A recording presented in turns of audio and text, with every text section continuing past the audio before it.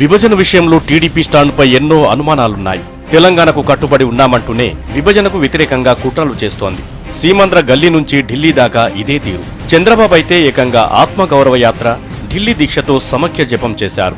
విభజనకు వ్యతిరేకంగా పయ్యావుల కేశవ్ సుప్రీంకోర్టులో పిటిషన్ కూడా వేశారు. తెలంగాణ వ్యతిరేక కుట్రలు ఇంత సీరియస్ గా సాగుతున్నా ఇన్నాళ్లు తెలంగాణ టీడీపీ తమ్ముళ్లు నోరు విప్పలేకపోయారు. పయ్యావుల కేశవ్ను పల్లెత్తు మాటనని ఎర్రబెల్లి బ్యాచ్ ఆయనపై అధినేతకు ఫిర్యాదు చేశామని చెప్పుకొస్తున్నారు. అధినేతే సమైక్య జపం చేస్తుంటే పయ్యావులపై చర్యలు తీసుకుంటారా అనేది డౌటే. కేశవ్ గారు కూడా పార్టీ వ్యతిరేకంగానే ఇలా సుప్రీంకోర్టులో కేసు వేశారు.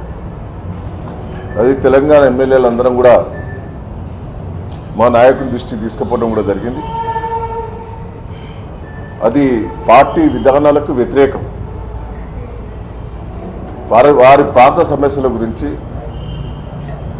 పోరాటం చేసినా పెద్ద ఇబ్బంది లేదు, కానీ సుప్రీంకోర్టులో కేసు వేసిన విధానం చక్కగా లేదు.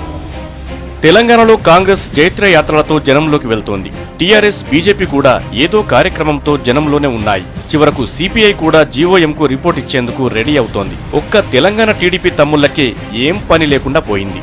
బాబు తీరుతో తెలంగాణలో అడుగుపెట్టలేని పరిస్థితి. 3 నెలలుగా ఏ ఒక్క కార్యక్రమము చేయకపోవడమే ఇందుకు నిదర్శనం.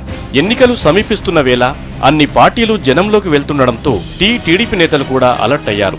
బాబు పర్మిషన్తో ప్రజల్లోకి వెళ్లాలని నిర్ణయించారు. పార్లమెంటులో తెలంగాణ బిల్లు పెట్టడం, రైతు సమస్యలు ప్రధాన ఎజెండాగా సభలకు ప్లాన్ చేస్తున్నారు.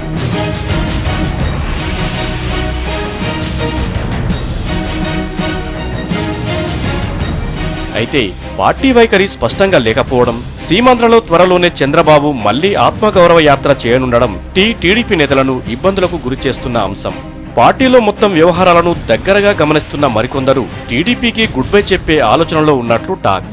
ఎలా చూసుకున్నా రాబోయే రోజుల్లో తెలంగాణలో టీడీపీకి గడ్డు రోజులు తప్పేలా లేవు.